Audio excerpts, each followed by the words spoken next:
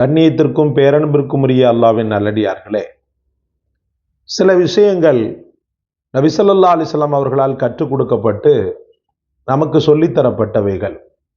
சில விஷயங்கள் ஸல்லல்லாஹு அலைஹி வஸல்லம் அவர்கள் அகமகிழ்ந்து அவர்களின் அங்கீகாரத்திற்கு உட்பட்ட விஷயங்கள்.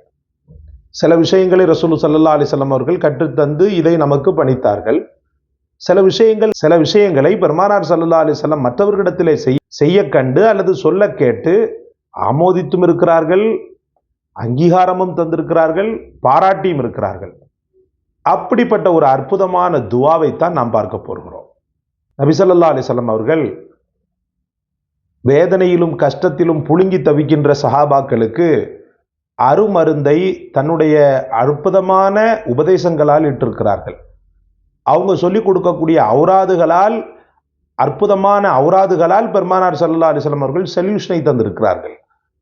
சில நேரத்தில் சஹாபாக்களுடைய ஞானங்களில் உதித்த வார்த்தைகள் அவர்கள் மூலமாக வெளிப்படும் போது ரசூல் ஸல்லல்லாஹு அலைஹி வஸல்லம் மகிழ்ந்து அதை ஆமோதித்து அதை ஊக்கப்படுத்தியும் இருக்கிறார்கள். சகோதரர்களே, கஷ்டத்தில் புழுங்கி தவிக்கின்ற, ரொம்ப வாழ்க்கையில அடிமட்ட நிலையிலிருந்து எப்படியாவது அல்லாஹ்வுடைய அருள் கரங்கள் தனக்கு கிடைக்காதா, அதை பற்றி பிடித்து எப்படியாவது நாம் எழுந்துவிட மாட்டோமா என்ற ஒரு ஆதங்கத்திலும் ஒரு எதிர்பார்ப்பிலும் இருந்த ஒரு சஹாபி. அவர்கள் என்ன செய்கிறார்கள்? ஒரு முறை இப்படி ஒரு வார்த்தையை சொல்கிறார்கள். அல் மன்னான் பதீஉஸ் ஸமாவாதி வல் அர்தி துல் ஜலாலி வல் இக்ராம் அல் ஹய்யுல் கய்யூம் அப்படின்ற வார்த்தையை சொல்றாங்க. திரும்பவும் சொல்ற, அல் மன்னான் பதீஉஸ் ஸமாவாதி வல் அர்து யாதல் ஜலாலி வல் இக்ராம் பதீஉஸ் ஸமாவாதி வல் அர்து துல் ஜலாலி வல் இக்ராம் அல் ஹய்யுல் கய்யூம். இந்த வார்த்தையை சொல்றாங்க.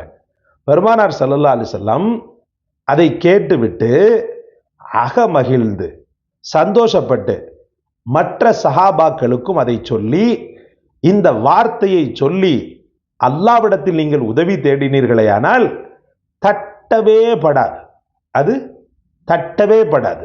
எந்த காரணத்தை கொண்டும் ரப்புல் ஆலமீன் அவர் கேட்கக்கூடிய அந்த துவாவை மறுத்தளிப்பதில்லை அப்படின்ற சுப செய்தியை பெருமானார் ஸல்லல்லாஹு அலைஹி வஸல்லம் அவர்கள் சூட்டிய புகழாரம், சூட்டிய அங்கீகாரம்.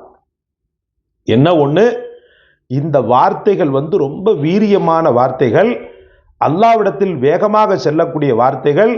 அதனால ஹராம் உடலில் கலந்து விடாதவாறு பாதுகாக்க வேண்டும்.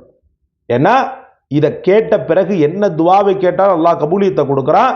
உழைத்து சாப்பிடக்கூடிய உணவாக இருக்கணும். இறைவனால் மறுத்தளிக்கப்பட்ட ஹராமான வழிகளில் உணவுகளோ அல்லது ஆகாரமோ அல்லது தண்ணீர் பானமோ உணவோ பானமோ இருந்திருக்க கூடாது. அது ஒன்று மட்டும்தான் கண்டிஷன். அதுக்கப்புறம் இன்னொரு கண்டிஷன் இருக்கு. என்ன கண்டிஷன் சொன்னா, உறவுகளை முறித்து வாழ்ந்தான்னு சொன்னா துவா கபூலியத்தை பெறாது.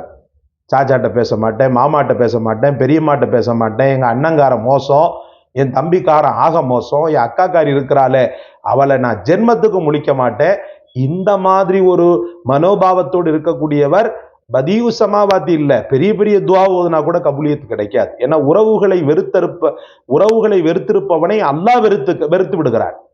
உறவுகளை துண்டித்து வாழ்பவனை அல்லாஹ் துண்டிக்கிறான் என்பது ஹதீஸ். அதனால அந்த ஒரு அடிப்படையில அல்ஹம்துலில்லாஹ் எல்லாரோட ஐக்கியமாகுங்க. ஏன்னா நமக்கு துஆ கபூல் ஆகணும்.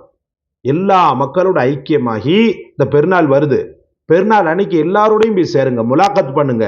அவனுக்கு அல்ஹம்துலில்லாஹ் குர்பானி இறைச்சியை கொடுத்து, எப்பா ஏதோ ஒன்று நடந்து போச்சு, நமக்குள்ள மனஸ்தாபம் ஏற்பட்டு போச்சு, அல்லாஹ்வுக்காக மன்னிச்சுக்கமா, நீ என்னோடு அல்ஹம்துலில்லாஹ் தொடர்ந்து சகவாசத்தோடு இரு, உறவோடு இரு, என் துஆ கபூல் ஆகணும், உன் துஆ கபூல் ஆகணும், என்ன ஒரு பாவியா ஆக்கிடாதேன்னு சொல்லி சரணாகதி அடைகிறத தவறே கிடையாது.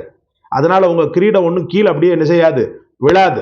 அதனால நீங்க இன்ஷா அல்லாஹ் இந்த பெருநாள் வருது ஒரு வாய்ப்பா பயன்படுத்தி இன்ஷா அல்லாஹ் நீங்க என்ன செய்யுங்க, உறவுகளிடத்துல போய் சேர்ந்து கொள்ளுங்க.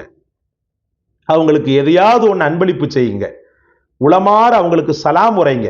அவன் திருப்பி உங்களை அடிச்சா கூட திருப்பியும் போங்க. அவன் 2-3 தடவை அதுக்கப்புறம் பார்ப்பான், எவ்வளவு ஒரு நல்ல மனுஷனா இருக்கிறான், நான் ஏன் இப்படி இருக்கிறேன் அப்படின்ட்டு அவனே உணர வைப்பான் அல்லாஹு தாலா. உறவு பகமை கூடவே கூடாது. துஆக்கள் கபூலாக வேண்டுமெனில், நாம் ஓதக்கூடிய அவுராதுகள் பலம் பெற நாம் ஓதக்கூடிய அவுராதுகள் வீரியமிக்கதாக ஆக வேண்டுமெனில், நாம் ஓதக்கூடிய அவுராதுகள் அர்த்தமுள்ளதாக ஆக வேண்டுமெனில், நாம் என்ன செய்யக்கூடாதுன்னு சொன்னா உறவுகளை பிரிந்து வாழக்கூடாது. அதே போல ஹராம்கள் முற்றிலும் தவிர்க்கப்பட வேண்டும். ஹராம்கள் துளி கூட நம்முடைய வாழ்க்கையில இடம்பெறக்கூடாது. சரி, ஹைர், அல்ஹம்துலில்லாஹ். இப்போ நான் உங்களுக்கு அர்த்தத்தை சொல்றேன். அல் மன்னான். மன்னான் என்றால் என்ன? சொல்லி காட்டுபவன். தான் செய்த நியாமத்துக்களை சொல்லி காட்டுபவன். நமக்கு தான் சொல்லி காட்டுறது கூடாது. ஆனா அல்லாஹ் அல்லாஹ் ரப்புல் ஆலமீன் சொல்லி காட்டி தான் நமக்குள்ள இருக்கக்கூடிய ஈமான என்ன செய்வான்? போல ஈமான மெருகூட்டுவான்.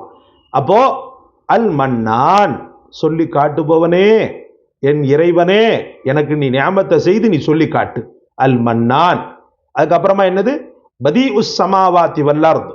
பதீஉஸ் ஸமாவாத்தி வல் அர்த்.